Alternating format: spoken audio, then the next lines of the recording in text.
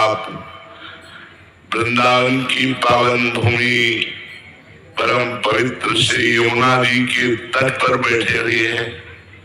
आप कृपा करके दर्शन देने आए, कृपा करके वृंदावन का लाभ लेने आए, इसलिए सबको मन से नमस्कार है, प्रणाम है।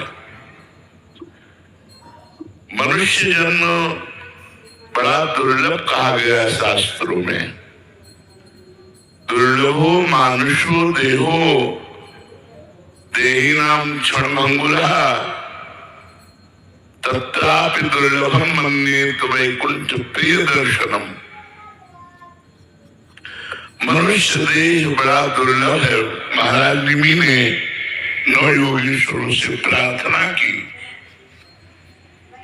मनुष्य देह बड़ा दुर्लभ है, पर ये क्षणभंगुर है, किसी समय भी मर सकते हो।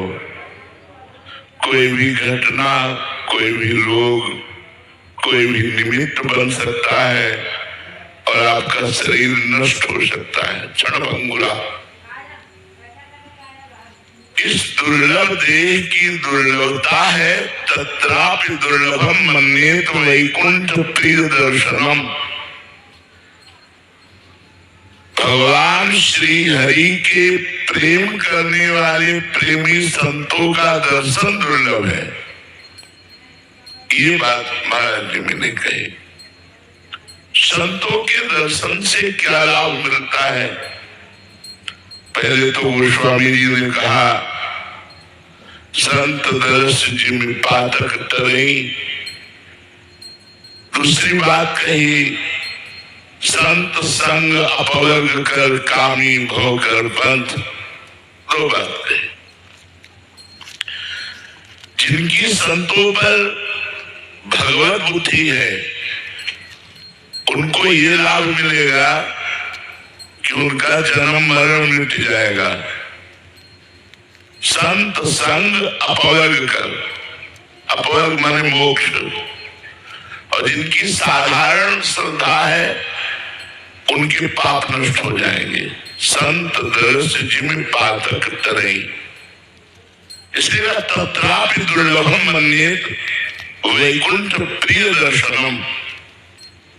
भगवान श्री हरि के प्रेमी जनों का दर्शन प्राप्त होना, उनका संभाषण प्राप्त होना। अब मनुष्य जन्म की दुर्लभता को हम सार्थक कैसे करें?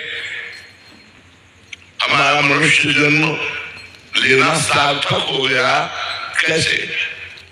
तो गोकर्ण जी ने अपने पिता को उपदेश किया, धर्मम भजस्व सततम त्यज लोक धर्मान सेवन सदा साधु पुरुषं जहि काम तृष्णाम अन्यस्य दोष गुण चिंतन मासु चित्वा सेवा कथा रसमो वितराम विवत्वम।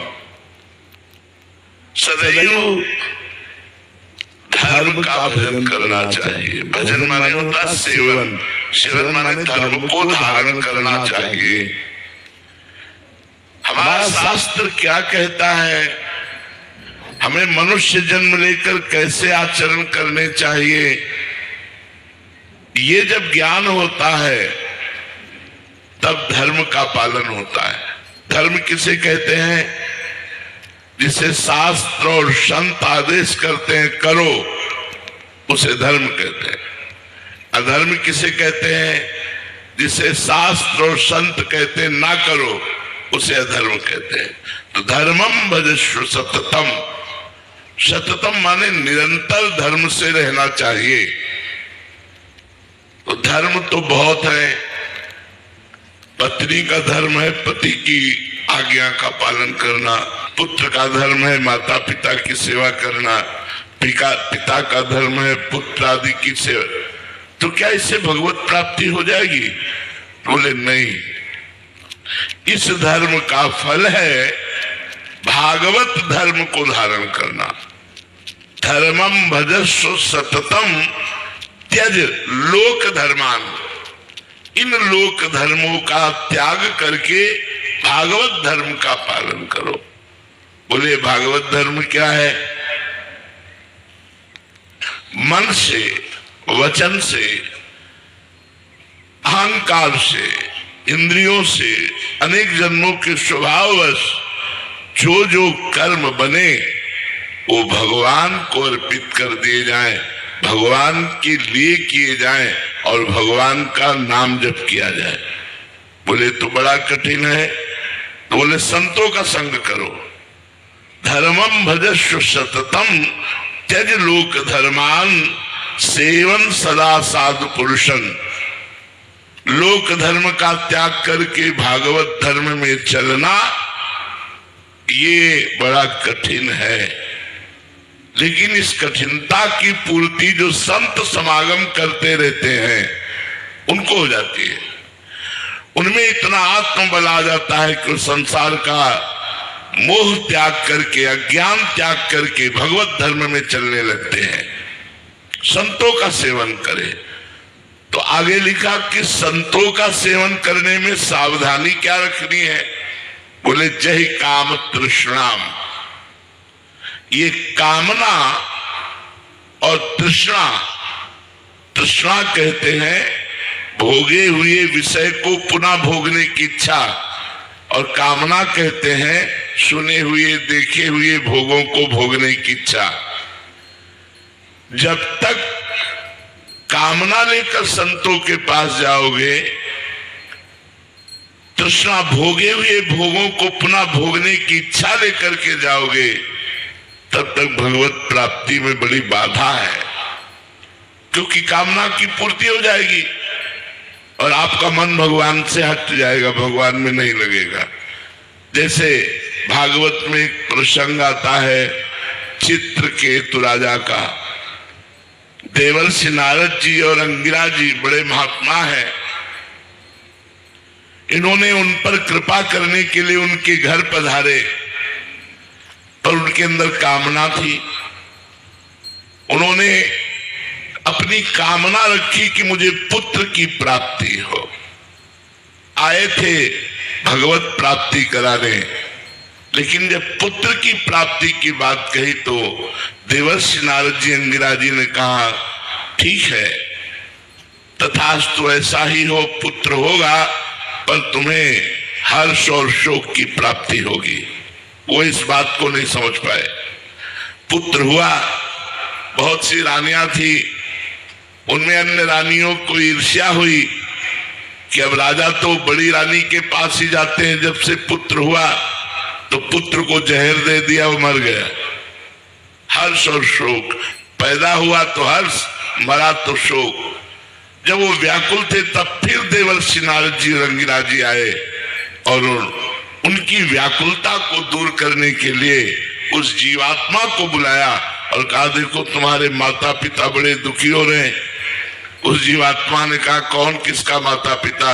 कई बार ये हमारा पुत्र बन चुका है, कई बार कौन क्या बन चुका है, हमारा इससे कोई संबंध नहीं।